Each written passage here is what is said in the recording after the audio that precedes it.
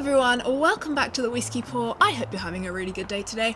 My name is Danny and I want to introduce you to a new series that I'm going to run on this channel where I'm going to go through the 5 whiskey regions of Scotland. I want to dive in, I want to hear about their history, what makes that region special, what makes the whiskey that comes out of that region distinctive to that place. The one I'm going to start with is the one that people love to hate or to love, the most divisive one by far, and that is going to be Islay. Now, Islay might be only 25 miles long and 9 miles wide. It's very, very small, but it's home to 9 currently operating distilleries, and it really defines peaty whiskey for the entire world. For the occasion, I've poured myself a bottle of this very special whiskey. It's the Bowmore 18-year-old, so an exciting piece from my shelf. But Islay is way more than just smoky bonfire notes in whiskey.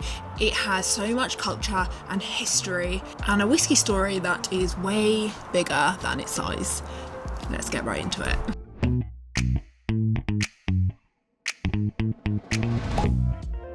Now, Islay sits off Scotland's west coast in the Inner Hebrides. Just under 4,000 people live there, and yet the whiskey output is in millions of litres, so proportionally it produces way more than it should do for its size. You might have heard it referred to as the Queen of the Hebrides for good reason. It deserves its title. Islay is a protected region, so if you see a bottle of whiskey that says Islay on it, that means it must have been distilled right there, so when you're tasting it, you really are tasting the island in your whiskey. Now, as you all know, Islay is very synonymous with peated whiskey. Cheers, by the way. Now, peated and smoky whiskey is not just randomly assigned to Islay. There's actually a very good reason for why a lot of smoky or peated whiskey comes from there, and that is to do with the peat bogs. Islay is very flat and low-lying compared to a lot of other Scottish regions, and the wet and windy climate make it a perfect recipe for a lot of peat bogs falling, and it's always been like that. So traditionally, Islay used peat bogs for fuel. If you don't know what peat is, it's essentially like soil. It's made of partly decaying plant matter, and people used to burn it for heating and cooking, and it became very synonymous with the area. People used peat as their main source of fuel. When you create malt whiskey, you have to dry the malted barley, and on Islay what they did was they dried the barley over a peat fire. So they burn the peat, and that smoke would make the malted barley dry enough so that they could turn it into whiskey. When peat burns, it releases phenols that cling to the malt, which is where you get that very bonfire, almost tar-like iodine flavour from. You know the exact flavour I'm talking about. By the time globally people had tasted Islay whiskey, it kind of became synonymous with the area, and Islay kind of became known for smoky whiskey, and I mean, that's what we know and love today. Those phenols that I spoke about that cling to the malted barley, by the way, is where we get the ppm, the phenol parts per million, which is a measure of peatiness. So whiskies with a high ppm can still be super elegant and fruity. It also depends on how it's matured, how it's distilled, things like that.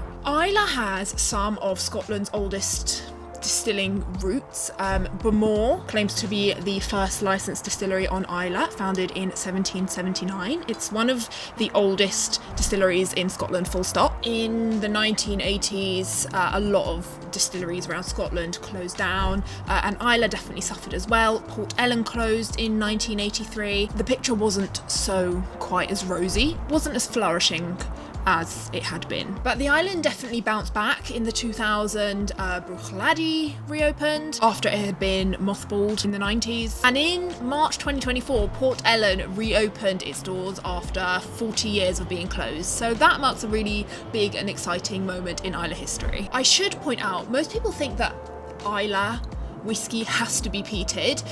That's not true at all. On the south coast, you do have the kind of very peaty trio, I'd call it. That's Ardbeg, which is sort of sharp and citrusy. Ardbeg peat is almost surgical tasting, if you know what I mean. Then we have Lefroy, which is medicinal, lots of iodine, seaweed, some sweetness. This is one of my favourite bottles of all time, the Lefroy 25-year-old. I'm such a fan of this bottle. It's a splurge, it's a spenny one, but wow, the complexity on this. Anyway, there are quite a few of Lefroy's bottles that I'm a big fan of. That just happens to be the one I brought out to show you. And then there's Lagavulin, which is very rich, very sort of almost round smoke.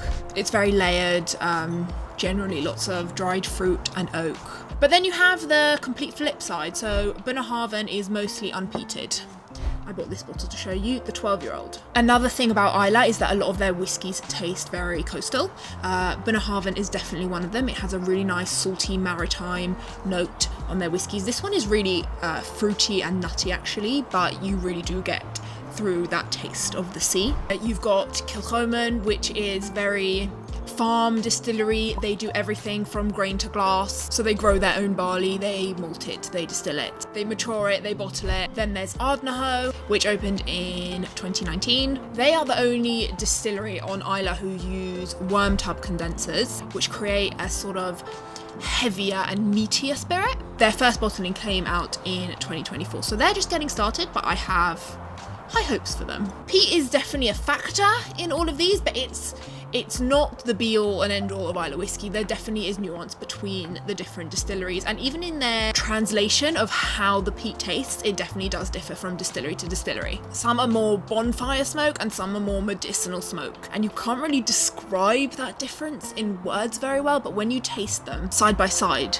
specifically, you can taste that nuance. I do want to talk a little bit about Islay kind of almost culture today. I want to talk about Fèis Islay, which is a yearly event that happens on Islay. It's every May and it's the Islay Festival. It began in the 1980s. It was kind of a cultural celebration of Gaelic music and heritage, but whiskey became kind of almost the heartbeat of the festival, and it stayed like that. Now it's a massive thing. Distilleries release special releases just for Fèis Islay, and fans fly in from all across the globe just to come to this Islay event that happens every year. There's a lot of tourism on the island now. Distilleries like Colila have opened a lot of tours and visitor centres. Whiskey definitely brings huge energy and income into this very little tiny area and community. If you want to taste Islay whiskies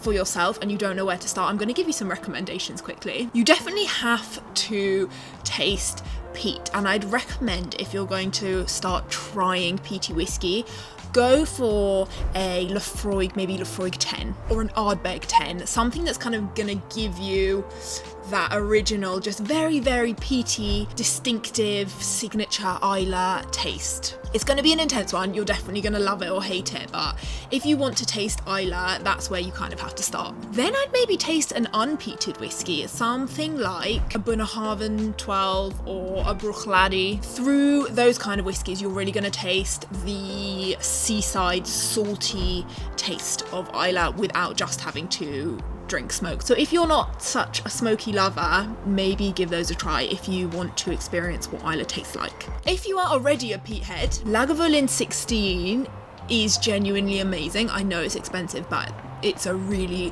great whiskey with beautiful depth to it. It shows kind of the richer, fruitier, oak-driven side of peaty whiskey, or Octomore, of course, pushes peat to the extreme. So there you go. That's my kind of Islay rundown very quickly for you. I'm thinking I'm gonna make this into a series. I'm gonna go through the 5 whiskey regions of Scotland.